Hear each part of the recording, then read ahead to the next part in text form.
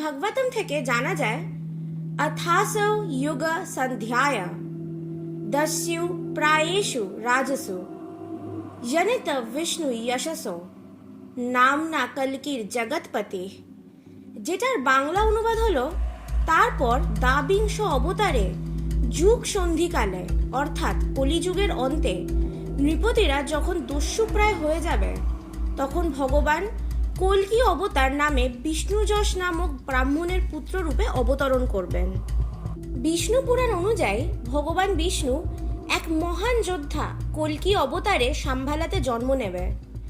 শাম্ভালার প্রথম এবং বিস্তৃত আলোচনা কালচক্রতন্ত্রতে পাওয়া যায়। কালচক্র তিব্বতীয় বৌদ্ধ ধর্মের একটি জটিল এবং উন্নত রহস্যময় শিক্ষা ও অনুশীলনকে বোঝায়। কালচক্র বৌদ্ধ ধর্ম সম্ভবত 11 শতকে তিব্বতে প্রবর্তিত হয়েছিল।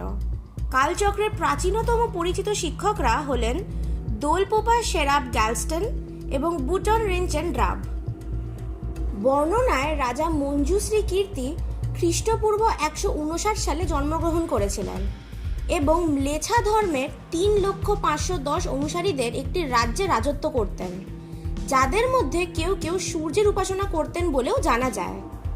তিনি তার রাজ্য থেকে 20,000 এমন লোককে বহিষ্কার করে দেন যারা কালচক্র বা সময়ের চাকা বৌদ্ধ ধর্মে রূপান্তরিত না হয়ে সূর্য সমাধি বা সৌর উপাসনাকেই আঁকড়ে ধরে রেখেছিল।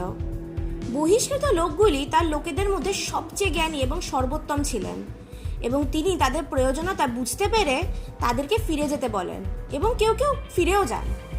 যারা ফিরে আসেননি তারা শাম্ভালা নগরী স্থাপন করেছিল বলেই কথিত আছে। মঞ্জুশ্রী কীর্তি কালচক্র শিক্ষা প্রচারের সূচনা করেছিলেন এবং যারা ফিরে এসেছিলেন এবং তখনও তার শাসনের অধীনে ছিলেন তাদেরকে ধর্মান্তরিত করার চেষ্টা করেন।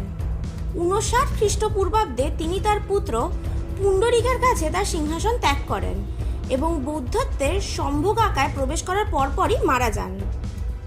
কিংবদন্তি অনুযায়ী কালচক্রতন্ত্র ভবিষ্যৎবাণী করে যে যখন বিশ্ব যুদ্ধ এবং লোভের দিকে পতিত হবে এবং সব হারিয়ে যাবে তখন 25তম কল্কি রাজা মৈত্রেয় শাম্ভালা থেকে আবির্ভূত হবেন একটি বিশাল সেনাবাহিনী নিয়ে এবং অন্ধকারের বাহিনীকে পরাজিত করবেন এবং বিশ্বব্যাপী স্বর্ণযুগের সূচনা করবেন।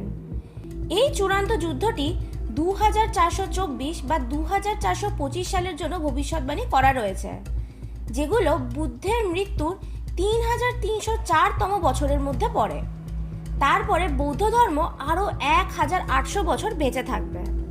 নিকোলাস এবং হেলেনা রোয়েরেচ 1924 থেকে 1928 সালে শাম্ভালাকে লক্ষ্য করে একটি অভিযানের নেতৃত্ব দেন।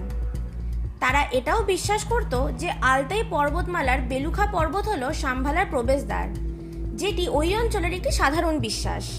থিওসফিক্যাল বিদ্যা এবং একাধিক পরিদর্শনকারী মঙ্গল লামাদের দ্বারা অনুপ্রাণিত হয়ে যায়। গ্লেব বোকি প্রধান বলশেভিক ক্রিপ্টোগ্রাফার এবং সোভিয়েত গোপন পুলিশের অন্যতম কর্তা তার লেখক বন্ধু আলেকজান্ডার বারচেঙ্কোর সাথে কালচক্রকে একত্রিত করার প্রয়াসে শাম্ভালার সন্ধানে যাত্রা শুরু করেন 1920 দশকে কমিউনিজমের সাথে কালচক্রতন্ত্রকে মেলানোর জন্য। অন্যান্য জিনিসের মধ্যে গোপন পুলিশের সাথে সংযুক্ত একটি গোপন পরীক্ষাগারে বোকি এবং বারচেঙ্কো নিখুঁত কমিউনিস্ট মানব প্রকৌশলী করার জন্য একটি চাবি খুঁজে বের করার চেষ্টা করার জন্য বৌদ্ধ আধ্যাত্মিক কৌশলগুলির সাথে পরীক্ষা করছিলেন।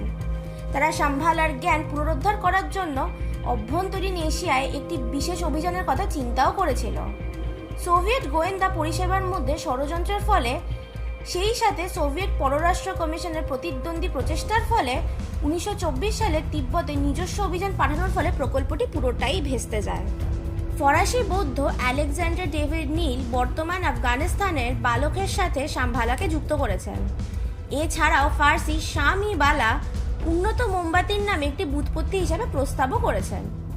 অনুরূপ শিরায় গুরজিফিয়ান জে.জি. বেনেট অনুমান প্রকাশ করেছেন যে শাম্ভালা ছিল শাম-ই বালক, একটি ব্যাকট্রিয়ান সূর্য মন্দির।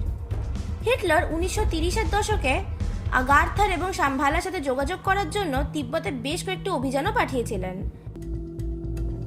শুনছিলেন রহস্যময় ও আধ্যাত্মিকতায় মিশ্রিত কিংডম অফ শাম্ভালার ব্যাপারে, যা কারো কাছে নিষিদ্ধ ভূমি তো কারো কাছে অপার রহস্যের আরেক নাম। যেখানে নানা দেশ, নানা জাতি ও নানা কিংবদন্তি মিলে এক হয়ে গেছে। সময়ে সময়ে অনেক এক্সপেডিশন হলেও শাম্ভালার রহস্য আজও রহস্যই থেকে গেছে। কেমন লাগলো আমাদের কমেন্ট সেকশনে নিশ্চয়ই জানান। ভালো লাগলে লাইক করুন আর আরও অনেক লোকের কাছে পৌঁছে দেওয়ার জন্য শেয়ার করুন। চ্যানেল নতুন হলে সাবস্ক্রাইব করে দিন আর বেল নোটিফিকেশনটা অল করে দিন, যাতে আমাদের ভিডিও আপনাদের কাছে সবার আগে পৌঁছয়।